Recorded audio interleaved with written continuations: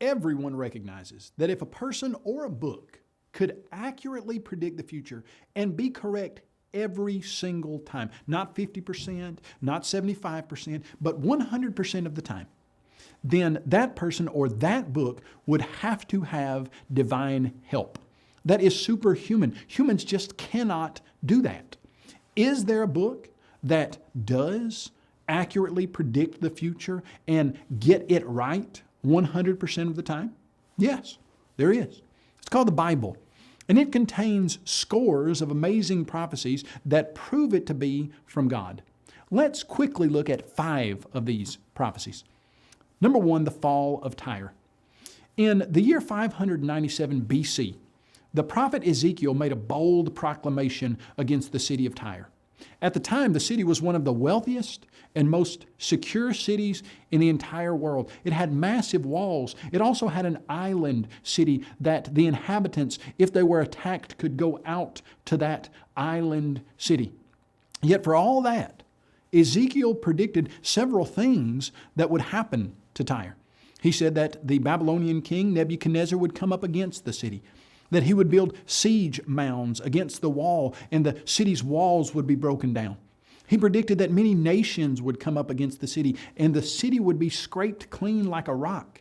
He predicted that its stones and its timber and its soil would be thrown into the sea.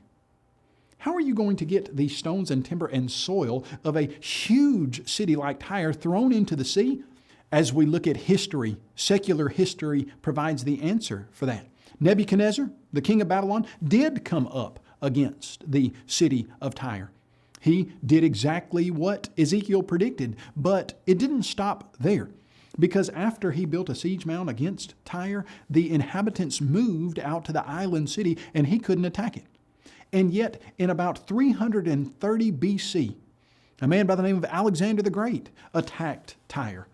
And the inhabitants did the same. They went out to that island city, but Alexander the Great wasn't happy with a simple victory over the mainland city. He took the rocks and the timbers and the soil and scraped them clean, dumped them into the sea, and made a causeway out to the island city. How could Ezekiel have looked into the future more than 250 years and predicted what would have happened? Divine assistance. Number 2, the fall of Babylon. You see, Babylon was one of the richest cities in the world during the years of about 740 to 680 BC. It had walls that were 75 feet thick. They were 300 feet high, and it was surrounded by the Euphrates River that made a moat around it, in some places 65 feet, in other places 250 feet across. And yet, the prophets in the Bible, Jeremiah and Isaiah, they prophesied that God would raise and cause to come up against Babylon an assembly of great nations. Jeremiah recorded that God had declared, "I will dry up her sea and make her springs dry." And the prophet foretold that a drought would come against her waters and they would be dried up, for the land is a land of carved images. And also the prophet promised that the Lord had spoken, "I will prepare a feast and I will make them drunk, that they may rejoice and sleep a perpetual sleep." Now, interestingly, secular history validates this prophecy. It shows us that the Euphrates River went under the city of Babylon, and yet Cyrus, the king of the Medes and the Persians, redirected the river and caused it to go into a basin, and he marched his troops under the wall of Babylon. And incidentally, the Babylonians were drunk and feasting when that happened. God dried up the waters of Babylon, and they were drunk and slept a perpetual sleep. Number 3, messianic prophecies. You know, there are hundreds of prophecies in the Old Testament that talk about a coming Messiah. They talk about how that Messiah is going to live, where he will be born, how he will die, how he will be buried, and the things that he would do in his life, like riding a donkey into the city of Jerusalem.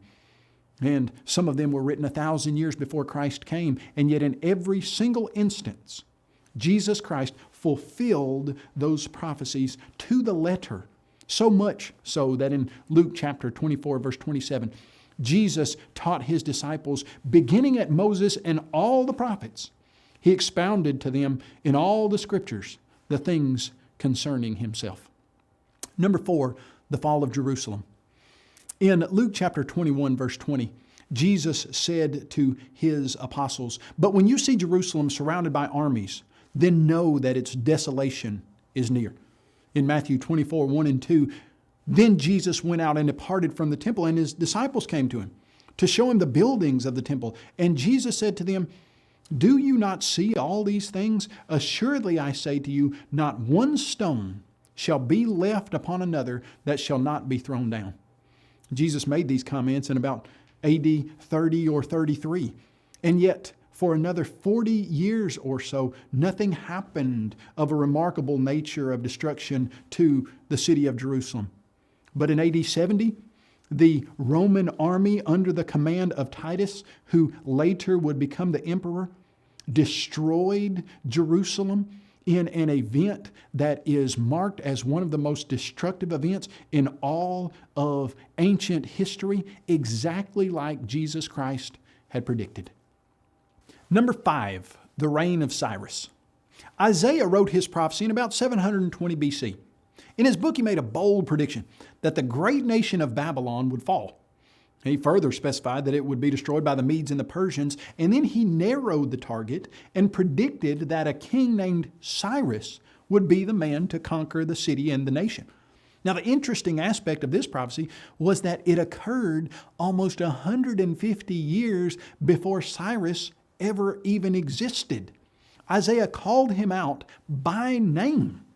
Can you imagine finding a document that was almost as old as the United States of America that mentioned you would be born and be doing exactly what you are doing today? That's amazing.